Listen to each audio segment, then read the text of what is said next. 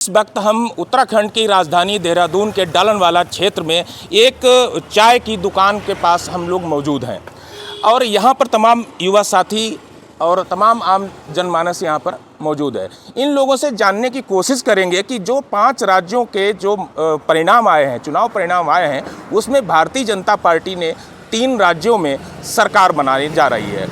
अब पश्चिम बंगाल को लेकर के चर्चा करेंगे क्योंकि पश्चिम बंगाल एक ऐसा प्रदेश है जहां पर भारतीय जनता पार्टी ने काफ़ी लंबे समय से मशक्क़त की है, लेकिन हर बार मुँह की खाई। लेकिन इस बार भारतीय जनता पार्टी को पूर्ण बहुमत मिला है। 15 साल से राज करने वाली ममता बनर्जी अब सत्ता से बाहर हो चुकी हैं। अब यही सारे सवालों को लेकर के हम आम जनमानस से बात करेंगे। जी, क्या नाम है आपका?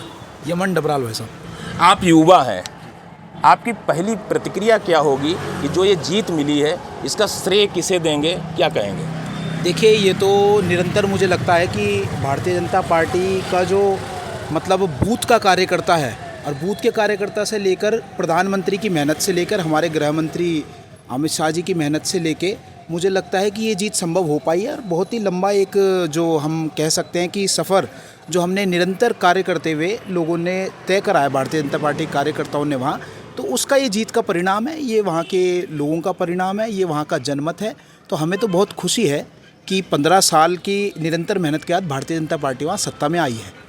क्या लगता है आपको कि युवाओं की क्या उम्मीद है, क्योंकि अब परिवर्तन हुआ है, भाजपा की सरकार वहाँ बनने जा रही है, क्या आपको लगता है युवाओं का कितना भला होगा वहाँ? देखिए, हमें तो लगता है कि पिछले 15 सालों से अगर आप देखें तो हमने तो इस चीज़ पे एनालिसिस करा कि जो वहाँ सरकार है, केंद्र की योजनाएं एक तो राज्य पे लागू नहीं थी आज तक। मतलब कुछ योजनाएं ऐसी थी जिनका लाभान्वित राज्य ने होना था। एक तो वो योजनाओं से युवा भी वंचित रहा, हर ही वर्ग वंचित रहा। और मुझे लगता है कि ममता दीदी के 15 साल के शासनकाल में अराजकता को बढ़ावा दिया गया, ना कोई रोज़गार पे बात हुई, ना कोई इंफ्रास्ट्रक्चर पे बात हुई। तो मुझे लगता है कि इंफ्रास्ट्रक्चर से लेके युवाओं के बीच, रोज़गार से लेके युवाओं के बीच, मुझे लगता है कि अन्य रूप में जब ये डेवलपमेंट होगा तो कई भर्तियां निकलेंगी। और मुझे लगता है निश्चित ही जो बंगाल का युवा है वो बहुत सशक्त बनेगा और बहुत अच्छा विकास युवाओं के बीच में होगा। बिल्कुल। तो जिस तरीके से जो युवाओं का विचार है, तो युवाओं को उम्मीद है कि अब जब डबल इंजन लगेगा पश्चिम बंगाल में तो उनको रोज़गार के अवसर मिलेंगे, स्वरोजगार के अवसर मिलेंगे और उनको आगे बढ़ने का मौका मिलेगा। तो क्या शुभ नाम है आपका?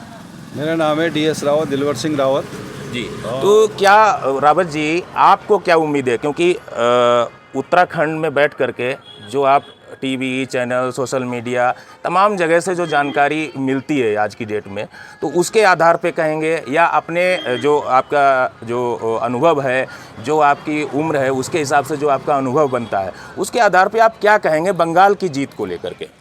मैं तो ये कहना चाहता हूँ, सर्वप्रथम जो पूरे संगठन, भाजपा संगठन को बहुत बहुत बधाइयाँ, शुभकामनाएं हृदय की गहराइयों से। और पश्चिम बंगाल में हमारे जितने कार्यकर्ताओं की जो हत्या हुई है, उस हत्या का जो है कहीं ना कहीं जो है कि ये देखो, उसको प्रायश्चित करना पड़ेगा ममता बनर्जी को। और उन जिस अराजकता से उन्होंने शासन चलाया, सेंट्रल एजेंसियों के ऑफिसों में घुस जाना, वहाँ ज़बरदस्ती हंगामा करना, तो ये सब दिखाता था कि वो निरंकुश हो चुकी है। उनको मतलब इतना घमंड हो चुका था कि मुझे यहाँ से कोई हटा नहीं सकता। अब मुझे ये लगता है कि अब नई जो है कि अब भाजपा की नई सरकार आई है, इसमें मोदी जी का, शाह जी का, योगी जी का और पूरे संगठन का बहुत बड़ा योगदान है। और मुझे लग रहा है युवाओं को डबल इंजन का पूरा फ़ायदा मिलेगा और वहाँ फिर से जो है कि एक उत्तम प्रदेश होगा। बंगाल जिस 34 साल वाम के उसमें रहा, 15 साल इनके अराजकता में रहा, अब मुझे लगता है कि भारतीय जनता पार्टी उसे संवारने और सुधारने का काम जो करेगी। भारतीय जनता पार्टी ने पश्चिम बंगाल समेत अन्य 2 राज्यों में भी जीत हासिल की है। ये सब जीत का जो श्रेय है, अगर किसी को देना हो तो आप किसे देंगे? सर्वप्रथम तो मैं मोदी जी को मोदी जी को ये सारा श्रेय देना चाहता हूँ, क्योंकि जो उनका जो करिश्माई नेतृत्व है, उससे जो है कि अभी भी लोगों को जो है कि सारे भारतवासियों को जो है अभी उन पे पूरा भरोसा है। और ये तो जो बंगाल की बहुत बड़ी लड़ाई थी, ये हमने जीत ली है।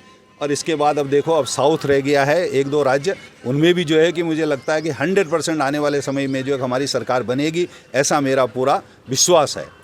तो दूसरा रावत जी, एक चीज़ और पूछना चाहेंगे आपसे, क्योंकि आपको काफ़ी अनुभव है, जिस तरीके से आप बात कर रहे हैं, आपको राजनीतिक ज़्यादा आप इसका मतलब जो राजनीति में आप इंटरेस्ट रखते हैं ऐसा लग रहा है मुझे।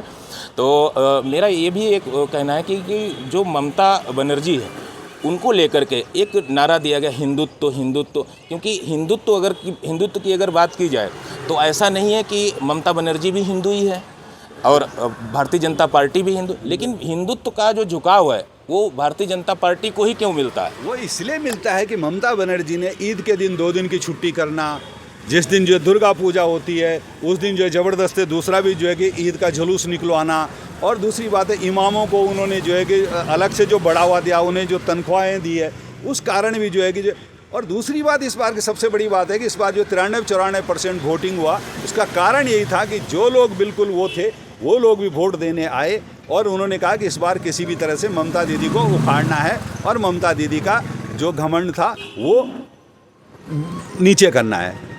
तो ये मेरा जो है कि ये कहना है, इसलिए जो है कि हिंदुत्व की जो है कि हिंदुत्व आपको पता ही है कि जब उनके सामने ये वहाँ ये बोला जाता है कि भाई हम बाबरी मस्जिद बनाएंगे, जिस बाबरी मस्जिद का कोई लेना देना नहीं है, बाबर ने तो हमारा आपका मानना है कि ये हिंदुत्व के नाम पर जीत हुई है विशेष तौर से? बिल्कुल हिंदुत्व के नाम पे जीत हुई है और विकास के नाम पे जीत हुई है। तो आपका क्या नाम है? कुलदीप बोखंडी। बोखंडी जी, इस जीत का श्रेय आप किसे देंगे? मैं संगठन को दूंगा और संगठन के साथ जो केंद्रीय नेतृत्व है उसको दिया जाएगा। इसमें योगी जी का बड़ा योगदान है, शुभेंदु अधिकारी का बड़ा योगदान है, मोदी जी, अमित शाह, इन सबका योगदान है। ममता दीदी कह रही है मैं इस्तीफा नहीं दूंगी क्योंकि अब सत्ता से तो वो बाहर हो गई लोकतांत्रिक प्रक्रिया के तहत, क्योंकि अब भारतीय जनता पार्टी की प्रबल जीत हुई है। तो ऐसे में भी अब ममता बनर्जी कह रही मेरे साथ ठगी हुई है, मेरे साथ बदतमीजी हुई, बदसलूकी हुई है, तो अब हम इस्तीफा नहीं देंगे। इस पर क्या कहेंगे? इस्तीफा देने न देने का कोई मतलब नहीं है, वो ना भी दे तब भी इस्तीफा माना जाएगा, क्योंकि वो हार भी गई है, ना सदस्य हो विधानसभा की और ना उसका कोई राज्यपाल को पूरे अधिकार हैं, वो जब चाहें वो तब जो है सरकार बनवा सकते हैं और सरकार बना के जो है ममता अपने आप हट गई है, वो ना भी दे तब भी उसका कोई महत्व नहीं है। उसके कुशासन का जो एक वहाँ पे लॉ एंड ऑर्डर का बहुत बड़ा समस्या थी वो समाप्त हो गया और समाप्त हो गया, अब लॉ एंड ऑर्डर ठीक होगा वहाँ का। और जो कुशासन उसका चल रहा था उसके खिलाफ वोटिंग हुआ वहाँ पे और उस कुशासन को देखते हुए अब बीजेपी उस पर काम करेगी। और जैसे वो बाबरी मस्जिद वगैरह बन रहे थे पहले उसको ध्वस्त किया जाएगा, पहले चरण का काम वही है, उसके बाद और अन्य काम लॉ एंड ऑर्डर पे काम किया जाएगा और टीएमसी के जितने भी गुंडे बदमाश हैं वहाँ पे सबको जो है सबक सिखाया जाएगा। चीज़ और है कि ऐसा माना जा रहा है कि इस बार महिलाओं ने साइलेंट वोटिंग की है, इसका आप क्या कहेंगे इस पर? महिलाओं के साथ अत्याचार हो रहे थे 15 सालों से और मनमानी चलती थी क्या कहते हैं ये उसकी ममता बनर्जी की, तो उस मनमानी के खिलाफ उन्होंने वोट दिया और उनके अत्याचारों के खिलाफ वोटिंग हुई। और साइलेंट वोटिंग डर था एक कि कहीं बाय द वे जीत गई तो फिर से जो हमारे साथ अत्याचार करवाएगी, इस डर के मारे लोग साइलेंट हो गए थे। उन्होंने खुल के भारतीय जनता पार्टी को वोट दिया और मोदी पे अपना विश्वास व्यक्त किया। जी, आपका क्या नाम है? हर्षित सिंह। आपको क्या लगता है ये जो जीत हुई है उसके बारे में आप क्या कहेंगे? तो ये जो जीत है इसका श्रेय भाजपा सरकार को जाता है और हमारे माननीय मुख्यमंत्री जी को योगी जी को जाता है। इन्होंने 15 साल की कड़ी मेहनत करने के बाद अब ये मुकाम हासिल किया है बंगाल में अपनी सरकार बनाने का। तो 15 साल से जो ममता दीदी का जो अत्याचार हो रहे थे सारे, उन पे विजय, उन वहाँ की जनता ने विजय प्राप्त करी है और अच्छी सरकार चुनी है। इसमें पूरे उत्तराखंड के लिए, पूरे भारत के लिए बहुत खुशी का पल है ये कि वहाँ पे हमारी सरकार बनी है। आप युवा हैं, क्या करते हैं? मैं पे काम करता हूँ। पढ़ाई करते हैं या किस क्लास में पढ़ते हैं? मैं कॉलेज में। अच्छा, ऐसे ही युवा वहाँ भी हैं क्योंकि यहाँ से आप लोग सोशल मीडिया के जरिए या मीडिया के जरिए, अखबारों के जरिए, अन्य तमाम माध्यम हैं, आज की डेट में कोई भी जानकारी से वंचित नहीं है। तो आप क्या कहेंगे वहाँ के छात्रों के लिए, युवाओं के लिए क्या कुछ बेहतर हो पाएगा? उम्मीद है कुछ नई सरकार? हाँ बिल्कुल उम्मीद है। पहले क्या जो था वहाँ पे इतना शिक्षा ना हो, अब भारत सरकार आई है, नई शिक्षा, नई नौकरियाँ वहाँ के लिए खुलेगी, वहाँ के युवाओं के लिए रोज़गार बढ़ेगा, अच्छे से अच्छा होगा।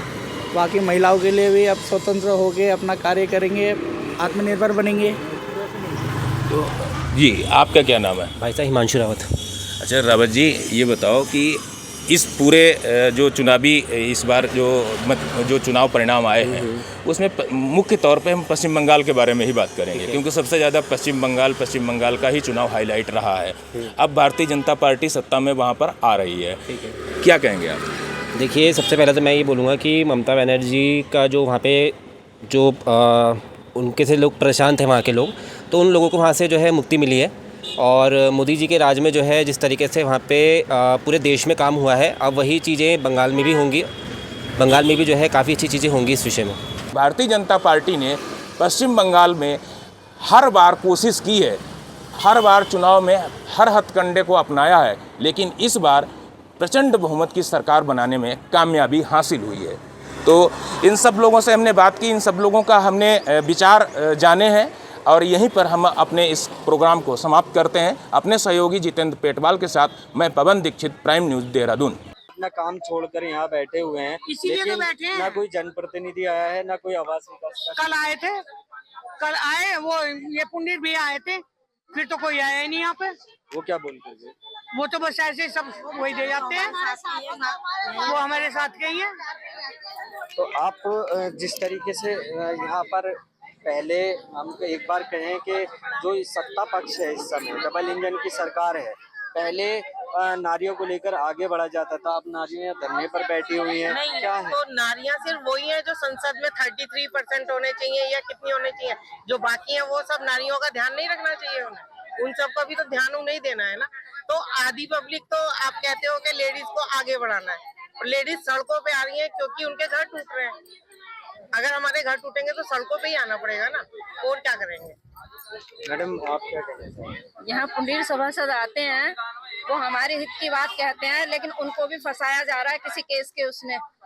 कोई मतलब आवाज उठाने नहीं दी जा रही है, जो आवाज दबाई जा रही है, जो भी आ रहा है आवाज दबाई जा रही है, तो ये गलत है, बहुत गलत है। हाँ, दक्षिण से विधायक हैं, वो मंत्री भी हैं, अगर चाहें तो सब कुछ कर सकते हैं, लेकिन यहाँ कोई नहीं करने को कोई करने नहीं दे रहा। आप लोगों की जो समस्याएं हैं सेटबैक को लेके, तो ये कैसे आपने मतलब सब लोग इकट्ठे हुए, जब किसी ने नहीं सुनी तो आप धरने पर बैठे हैं?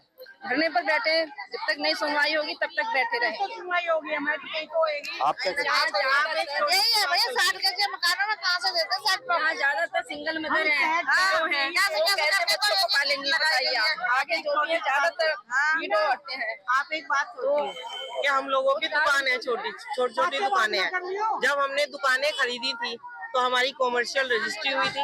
बिजली का बिल हम 22 साल से कॉमर्शियल दे रहे हैं, पानी का बिल हम दे रहे हैं, हाउस टैक्स हम कॉमर्शियल दे रहे हैं, तो फिर कैसे दुकान हमारी है? कॉमर्शियल हम काम नहीं कर सकते, लेकिन सब चीज हमारे टैक्स तो हमारे कॉमर्शियल ही जा रहे हैं। अब महिलाओं का ये कहना है कि यहाँ से हम कहाँ जाएंगे, छोटे छोटे मकान हैं, अगर इनको भी तोड़ दिया गया और उसका पैसा भी इन्हें देना पड़े तो ये लोग कहाँ जाएंगे।